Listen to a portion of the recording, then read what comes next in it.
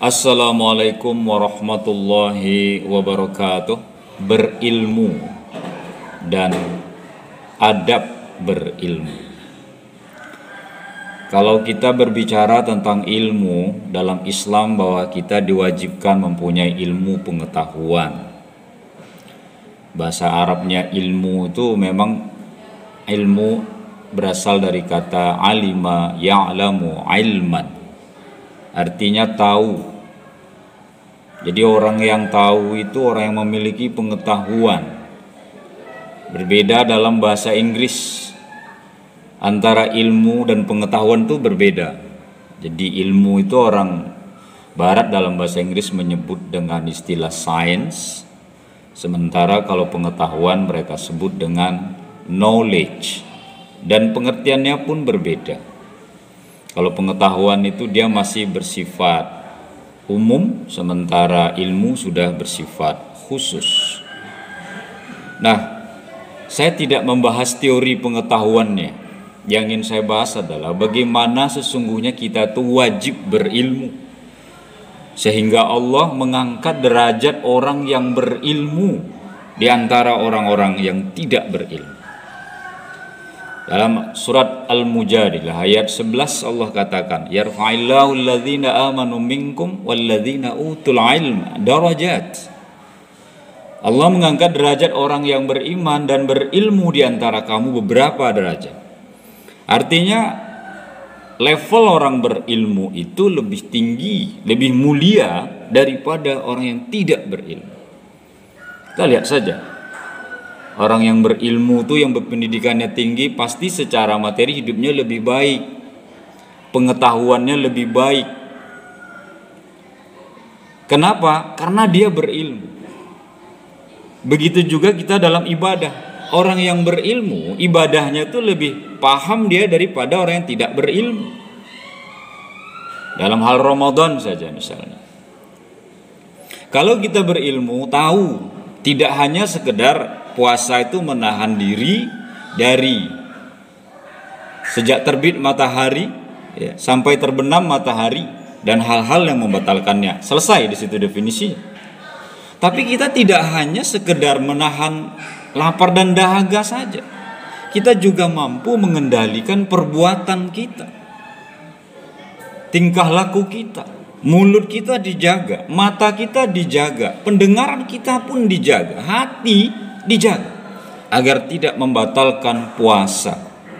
Kalau hanya sekedar menahan lapar dan dahaga, itu namanya sama dengan puasanya anak kecil. Makanya Rasulullah mengatakan, kam min shaim laisa lahul jaza illal ju' wal atas.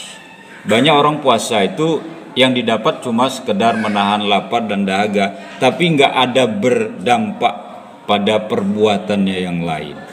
Sehingga puasa itu harus mengerti ilmunya. Jadi kalau kita, Bapak puasa hari apa? Oh besok. Dasarnya apa? Yo melu-melu. Padahal biasa kita kan satu Ramadan sudah siap, menjelang satu Ramadan tuh menentukan kapan. Kalau kita paham, kita akan menjawab, saya akan ikut Muhammadiyah. Jelas dasarnya. Kapan? Besok misalnya. Oh saya ikut NU, jelas. Kapan? Besok misalnya. Oh saya ikut pemerintah. Kapan? Besok. Tahu ada dasar. Tidak hanya sekedar ikut-ikutan. Puasa berapa? Oh kok tahun kemarin saya puasa 31 hari. Tidak betul itu. Karena dalam bulan Hijriah itu tidak ada 31 seperti layaknya bulan Masehi. Masehi itu paling sedikit 28, paling banyak 31. Tahun Hijrah sedikit paling 29, paling banyak 30. Kalau lewat dari itu atau kurang dari itu, tidak bisa. Maka kita harus berilmu. Saya jadi ingat apa yang pernah dikatakan oleh seorang tokoh Muslim Indonesia yang terkenal, sudah meninggal, ketua PBNU, Kiai Haji Hashim Muzadi. Dia mengatakan waktu dia transit dari Narita, bandara di Jepang, mau ke Amerika. Berangkat sore Jumat dari Narita, Jepang. Lalu sampai di Amerika Jumat pagi di tanggal yang sama. Karena memang beda waktunya. Gimana coba kalau kita mengikuti model puasa seperti itu? Makanya di dalam organisasi seperti Muhammadiyah ada majelis tarjih yang untuk menjelaskan fikih itu. Kalau di NU ada bahthul masail untuk menjelaskan itu. Kalau enggak kita nggak ada dasar, wah piye iki? Puasa Jumat sore berangkat, besok sampai di Amerika Jumat pagi. Itu masih lumayan kata dia. Coba kalau dari Amerika Jumat sore malah sampai ke Jakarta Ahad pagi. Ada satu hari yang hilang coba. Hari Sabtu. Kemana hari Sabtu itu?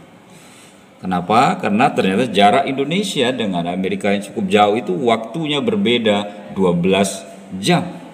Sekarang kita pukul 5 subuh, sana pukul 5 sore. Kalau nggak ngerti ilmunya, nggak ngerti fikihnya, wah kita bisa berantem itu. Sama halnya juga soal puasa. Di Rusia tahun ini puasanya cukup lama. 19 jam puasanya.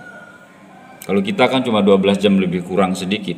Tapi di Pasifik seperti di New Zealand, di Australia bagian selatan, dan di Fiji, Kepulauan Fiji, itu puasanya semakin pendek. Ya, 9 jam saja, 9 sampai 10 jam saja.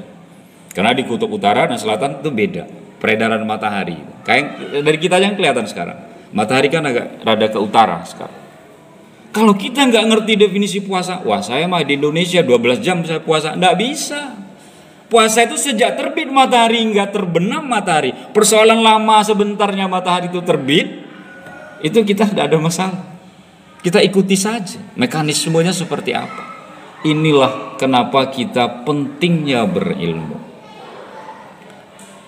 Saya mengalami sendiri waktu saya research tahun 2019 di Maroko. Hanya saya dan beberapa kawan saja yang sholat itu begitu takbir Allahu Akbar, tangan dada, ya, lihat ala sadri, tangan di atas dada. Tapi orang Maroko beda dengan jelabahnya, pakaian khas Maroko. Mereka begitu takbir Allahu Akbar, tangan lurus di bawah. Tidak ada tangan di sini, itu tidak ada. Tangan lurus saja di bawah. Jadi ketara banget kalau kita itu mazhab Syafi'i. Karena Maroko itu mazhabnya Maliki. Pertanyaannya, Maliki itu siapa? Maliki itu imam mazhab dan gurunya adalah Imam Syafi'i. Tapi kenapa mereka berbeda? Mereka punya argumen dan punya dalil tersendiri dan tidak ada saling menyalahkan. Kenapa? Dasarnya ilmu, ada konsep ilmunya. Jadi jangan-jangan coba kita di Maroko, wah wis arep ngulon dereng. Kalau kita di Jogja sudah hadap ke barat belum? Ke barat maksudnya ke kiblat. Di Maroko tuh kiblatnya ke timur, Bapak Ibu. Jadi kalau mau sholat itu kita menghadap ke timur, karena Maroko itu adalah negara yang paling barat di kawasan timur. Sehingga kita mau ke arah Ka'bah itu arahnya ke timur, bukan ke barat seperti kita sekarang ini. Kalau kita ngotot, wah saya nggak mau, seumur-umur saya baru kali ini kok masa ngadap kiblat kok ke timur. Nggak bisa. Di Indonesia saya ke barat, nggak bisa itu. Karena kita harus tahu ilmunya.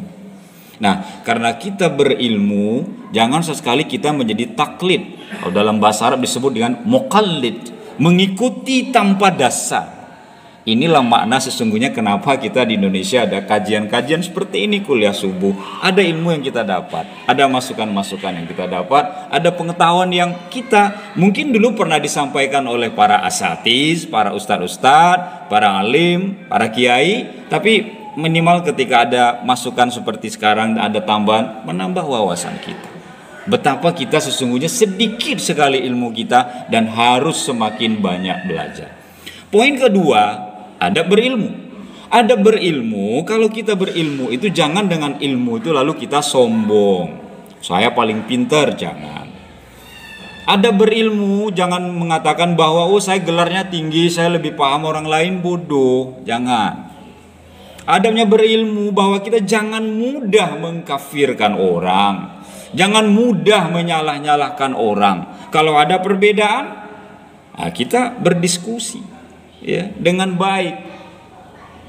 Jadi di situ tuh ada tafahum, saling memahami. Ya. Kalau ada perbedaan pendapat kita diskusikan. Jangan kita main hakim sendiri. Menyalahkan tanpa kita mengajak mereka berdiskusi dengan cara yang baik. Para sahabat tuh berbeda loh dalam pandangan. Ya. Soal sholat tarawih yang kita lakukan 8 dan 20 para sahabat tuh berbeda dalam melaksanakannya. Tetapi kenapa mereka tidak menjadikan itu sebagai alasan mereka untuk saling menyalahkan?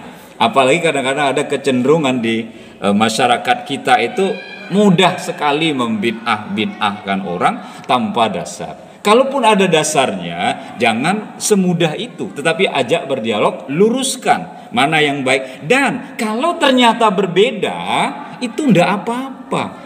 Karena memang manusia itu pada dasarnya tidak bisa disatukan semuanya.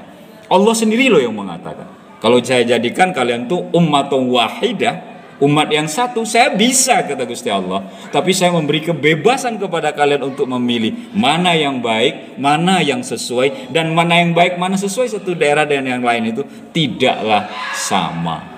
Karena itu menghormati perbedaan itu penting. Supaya apa? Supaya kita tidak mengatakan diri kita lah yang paling benar. Kita berusaha beribadah, berilmu sesuai dengan kita ketahui, tanpa kita tidak mudah menyalahkan orang tanpa argumen yang jelas. Demikian saja yang dapat saya aturkan, semoga ada manfaatnya. Wassalamualaikum warahmatullahi wabarakatuh.